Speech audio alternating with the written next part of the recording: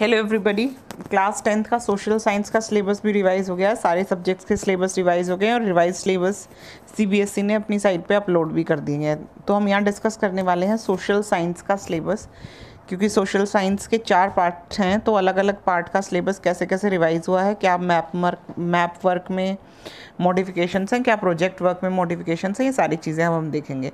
Obviously 4 parts हैं, तो चारों 20-20 मार्क्स के हैं। India in the contemporary world 2, contemporary India 2, democratic politics 2 and understanding economic development. ये चारों पोर्शंस हैं, चारों 20-20 मार्क्स के हैं, यानी कि चारों कंटेंट आपके जो हैं वो 20-20 मार्क्स के हैं।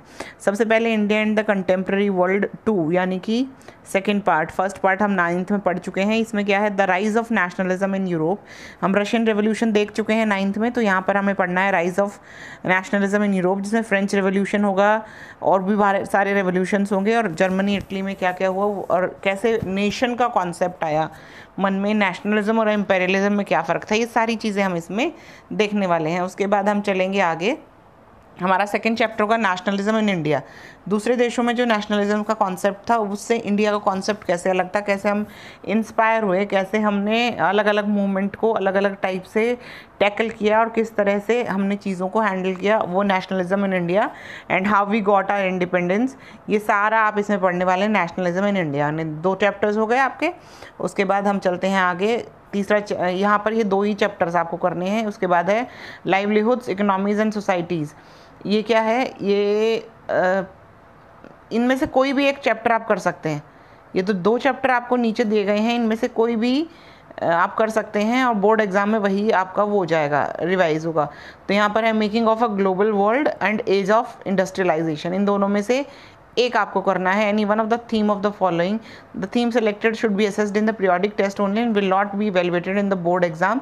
ये क्लियर कर दिया गया है कि ये जो दो में से कोई भी एक चैप्टर आप अपनी मर्जी से कर सकते हैं, बोर्ड में ये इवैल्यूएट नहीं होगा, लेकिन प्रैक्टिकल जो आपके पीरियोडिक टेस्ट होते हैं उसमें ये ज़रूर होगा। कौन कौन सा है, एक तो द एज ऑफ इंडस्ट्रियलाइजेशन है बेटा, और the making of a global world. ये दोनों पीरियोडिक टेस्ट में आने वाले हैं, यानी बोर्ड में ये नहीं आने वाले हैं। ये दोनों चैप्टर्स बोर्ड में नहीं आने वाले हैं। द एज ऑफ इंडस्ट्रियलाइजेशन नहीं आने वाला है और ग्लोबल वर्ल्ड वाला, the making of global world, नहीं आने वाला है। अब उसके बाद चलते हैं कंटेम्प्रेरी इंडिया 2, यानी कि यहाँ पर आप देखेंगे ज्योग्राफिकली इंडिया की क्या हिसाब किताब है। उसके बाद इसका पहला चैप्टर होगा the resources and the developments. Resources किस तरीके से हैं और उनकी डेवलपमेंट कैसे की जा सकती है। 9th में हमने पढ़ा था ह्यूमन एज अ रिसोर्स, तो यहाँ पर और सारे रिसोर्सेज के हम पढ़ेंगे, कैसे रिसोर्स प्लानिंग की जाती है। इसमें सॉइल्स का भी बहुत इंपॉर्टेंट चैप्टर है। उसके बाद वाटर रिसोर्सेज के बारे में हम पढ़ेंगे, लेकिन यहाँ पर भी यही है, ये जो लिस्ट है यहाँ पर, ये वाटर रिसोर्सेज, इसमें सिर्फ आपको क्या करना है, मैप वर्क करना है। इसका जो मैप वर्क है ये आपका बोर्ड में पूछा जाएगा। कौन से चैप्टर का बात कर रही हूँ मैं, बात कर रही हूँ वाटर रिसोर्सेज की। वाटर रिसोर्सेज 10th में और ड्रेनेज जो था 9th में, दोनों में आपको क्या सिमिलैरिटी है, दोनों में सिर्फ आपसे मैप वर्क पूछा गया है, दोनों ही चैप्टर्स का। आपसे कोई थ्योरेटिकल पोर्शन नहीं पूछा जाएगा। उसके बाद इसमें आएगा एग्रीकल्चर। एग्रीकल्चर में आप पढ़ेंगे अलग अलग टाइप की फार्मिंग वगैरह। ये हो गया आपका ज्योग्राफी क्लियर। ज्योग्राफी में एक चैप्टर और आने वाला है जिसका नाम है मिनरल्स। मिनरल्स में भी आपको सिर्फ क्या करने हैं, सिर्फ आपको मैप करने हैं। आपको एनर्जी रिसोर्सेज कहाँ कहाँ पर मिलते हैं वो मैप वर्क में लर्न करना है और वहाँ पर लोकेट करना सीखना है। उसके बाद आएंगे मैन्युफैक्चरिंग इंडस्ट्रीज़, 6 चैप्टर। यहाँ पे 2 चैप्टर्स सिर्फ ऐसे हैं जिसमें सिर्फ मैप वर्क है, जैसे कि वाटर रिसोर्सेज और मिनरल्स, ठीक है, तो टेंशन वाली बात नहीं है। उसके बाद आता है मैन्युफैक्चरिंग इंडस्ट्रीज़। मैन्युफैक्चरिंग इंडस्ट्रीज़ में कौन सा पोर्शन कहाँ मैन्युफैक्चर होता है, क्या किस लिए इंडस्ट्रियल लोकेशन होती है, लोकेशन क्लासिफिकेशन कैसे होती है इंडस्ट्रीज़ की, ये सब कुछ हम पढ़ने वाले हैं। उसके बाद है the lines of national economy, जिसको हम कहते हैं roadways, railways, pipelines, waterways and Airways. ये हम बिल्कुल ध्यान से पढ़ेंगे कि क्या क्यों ज़रूरी है। ग्लोबल वर्ल्ड बनता जा रहा है, छोटा होता जा रहा है तो दुनिया, तो उसमें क्या है, रोडवेज, रेलवेज, पाइपलाइंस, वाटरवेज, ये बहुत इंपॉर्टेंट है, जिससे आपको कनेक्टेड रहने में मदद मिलती है। ये हो गया आपका ज्योग्राफी। ज्योग्राफी के 7 चैप्टर्स हैं, लेकिन 2 चैप्टर्स सिर्फ ऐसे हैं जिसमें सिर्फ आपको मैप वर्क करना है और बाकी कुछ नहीं करना है। ये हो गया आपका 20 मार्क्स की ज्योग्राफी। उसके बाद हम आते हैं डेमोक्रेटिक पॉलिटिक्स, यानी कि पॉलिटिकल साइंस यानी कि सिविक्स। इसमें पहला चैप्टर आएगा पावर शेयरिंग। पावर शेयरिंग में केस स्टडीज़ दी गई हैं बेल्जियम और श्रीलंका की, कैसे कैसे वहाँ पर पावर कैसे हुआ, क्या किस तरीके से वहाँ सरकार बनाई गई थी, और फॉर्म्स ऑफ पावर शेयरिंग कैसे होती है पावर शेयरिंग अलग अलग लेवल पे का। एक अगला आएगा फेडरलिज्म। फेडरलिज्म मतलब जहाँ पर द यूनियन यानी द सेंटर और जो स्टेट गवर्नमेंट्स होती हैं वो अलग अलग होती हैं, बिल्कुल अलग अलग लेवल पे फंक्शन करती हैं। तो क्या इंडिया फेडरल है, जैसे कि United states of India is a federal, क्योंकि वहाँ पर स्टेट्स के बाद बहुत सारी ऑटोनॉमी है और वो रिस्पॉन्सिबल टुवर्ड्स सेंटर गवर्नमेंट है, लेकिन इंडिया कम्प्लीटली फेडरल नहीं है। इंडिया में सारी पावर स्टेट्स के पास नहीं है, स्टेट्स की बहुत सारी पावर अभी भी सेंटर के पास इन्वेस्टेड है, तो इसलिए आप कंप्लीटली फेडरल हम लोग नहीं है। ये चैप्टर में हम लोग बहुत डिटेल में पढ़ेंगे कैसे हैं और कैसे नहीं है। उसके बाद पॉलिटिकल पार्टीज़ कैसे बनाई जाती हैं, क्या मैं पॉलिटिकल पार्टी बना सकती हूँ, क्या आप बना सकते हैं।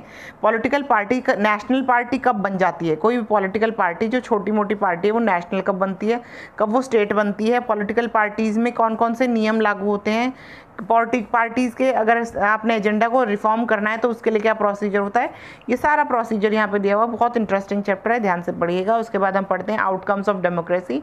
डेमोक्रेसी क्या आउटकम निकालती है, क्या अकाउंटेबिलिटी बढ़ाती है, क्या रिस्पॉन्स बढ़ाती है, क्या गवर्नमेंट के ऊपर प्रेशर होता है, ये सारी चीज़ें हम लोग पढ़ने वाले हैं। तो यानी कि ये वाले आपके चैप्टर्स हैं सिविक्स के, ये आपने पढ़ लिए। 1, 2, 3 और 4 ही चैप्टर्स हैं सिविक्स में, ज़्यादा कुछ बर्डन नहीं है, 20 मार्क्स का है। उसके बाद हम आते हैं इकोनॉमिक्स पे।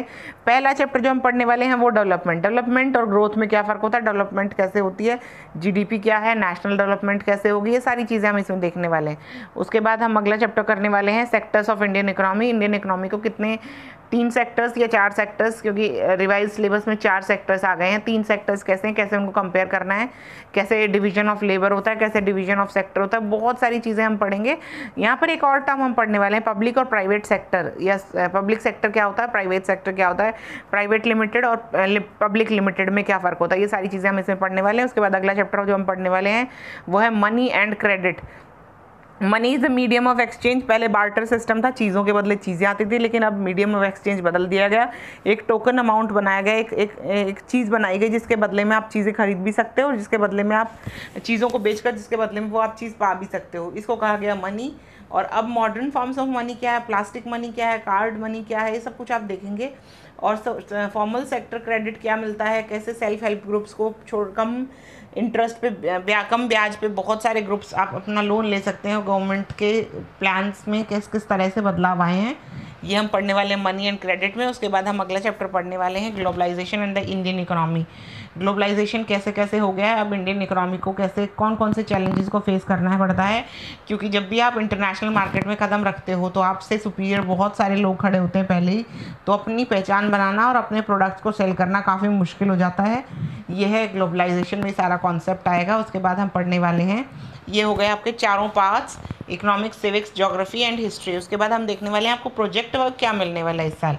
इस साल का जो प्रोजेक्ट वर्क है वो आपको 3 ऑप्शन दिए गए, इन तीनों में से आप जिसको चाहें उस पर कर सकते हैं। Consumer awareness, social issues and sustainable development, कोई भी एक टॉपिक अभी से चुन लीजिए और उस पर अपना वर्क करना शुरू कर दीजिए। बाइफर्केशन ऑफ मार्क्स में बता देती हूँ, 2 नंबर और 1 नंबर, 5 नंबर का ये प्रोजेक्ट होगा। उसमें 2 नंबर कंटेंट एक्यूरेसी के मिलेंगे, एक्यूरेटली आपको सारी चीज़ें लिखनी है।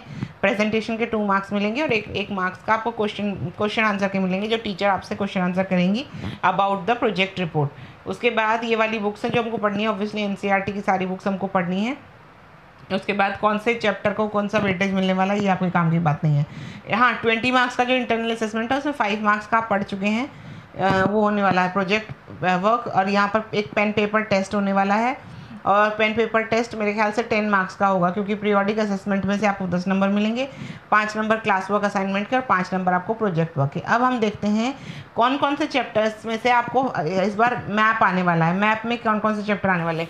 चैप्टर 3 नेशनलिज्म इन इंडिया, कौन कौन से इंडियन नेशनल कांग्रेस के सेशंस थे, फेमस सेशंस थे, उन फेमस सेशंस को लोकेट करना कि कहाँ कहाँ पर वो सेशंस लिए गए, ये आपको करना है बिल्कुल ध्यान से। उसके बाद अगला चैप्टर जो आपको करना है वो है important centres of Indian national movement. Indian national movement कहाँ कहाँ पे स्टार्ट हुआ, कैसे कैसे हुआ, उसके सेंटर्स यानी चंपारण बिहार, खेड़ा गुजरात, ये वो 2-3 हैं जहाँ पर महात्मा गांधी जी ने पहली बार आंदोलन किया था, सत्याग्रह आंदोलन को टेस्ट किया था। उसके बाद ये सारे अहमदाबाद, गुजरात, अमृतसर, चोरी चौरा जहाँ पर वो घटना हुई थी, जिसके बाद नॉन कॉपरेशन मूवमेंट को वापस ले लिया गया था। दांडी में जहाँ पर नमक कानून तोड़ा था, दांडी यात्रा करके गांधी जी ने, वो सारा आपको करना है। ये है आपका सिर्फ हिस्ट्री का।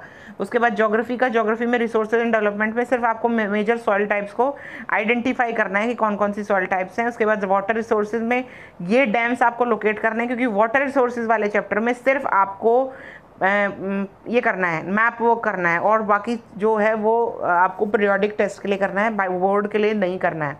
उसके बाद अगला चैप्टर है एग्रीकल्चर। एग्रीकल्चर में आपको कहाँ पर राइस और व्हीट उगाया जाता है, और कौन कौन से मेजर प्रोड्यूसर्स हैं, sugar cane, tea, coffee, rubber, cotton और जूट, लार्जेस्ट और मेजर प्रोड्यूसर जो हैं उसको लोकेट करना आना चाहिए। उसके बाद मिनरल एंड एनर्जी रिसोर्सेज, ये भी सिर्फ पावर प्लांट, सिर्फ लोकेटिंग और लेबलिंग है, बाकी इसमें कुछ नहीं करना है इस वाले में, क्योंकि बोर्ड में सिर्फ इसका ये वाला पोर्शन आने वाला है, बाकी आपका जो आने वाला पीरियोडिक उसमें देखिएगा।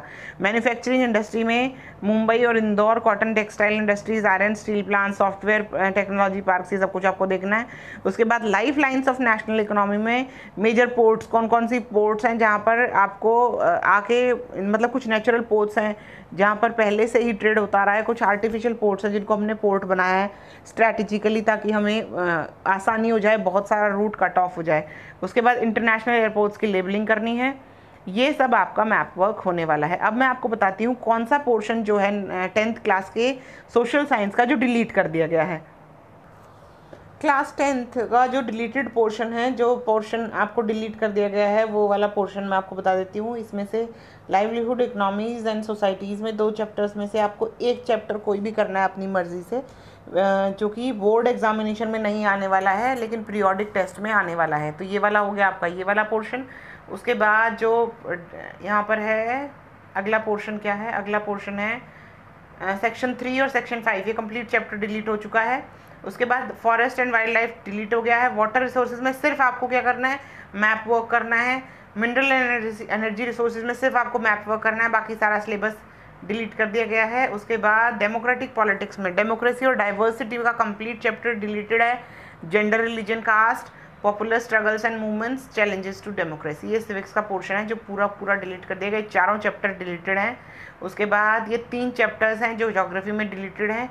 इन 2 चैप्टर्स में वाटर रिसोर्सेज और मिनरल रिसोर्सेज, इसमें क्या करना है, इसमें सिर्फ आपको मैप वर्क करना है। फॉरेस्ट एंड वाइल्ड लाइफ तो पूरा chapter with map work deleted है। उसके बाद ये वाले चैप्टर में हमने देखा था मेकिंग ऑफ ग्लोबल वर्ल्ड और एज ऑफ इंडस्ट्रियलाइजेशन, इनमें से दोनों में से एक चैप्टर कर देना है, और ये वाला चैप्टर डिलीट हो गया। सेक्शन 3 का chapter 5 print culture and the modern world, ये तो ये डिलीटेड पोर्शन है। In case of any doubts please do comment. आपके कमेंट्स से मुझे पता चलेगा कि क्या क्या कमियां थी वीडियो में। और एक और चीज़, अगर आपको किसी और सब्जेक्ट का सिलेबस भी चाहिए जिसको आप एनालाइज कराना चाहते हैं कि कौन कौन से चैप्टर्स डिलीट हुए हैं, please write in the comment box. Thank you so much, have a great day.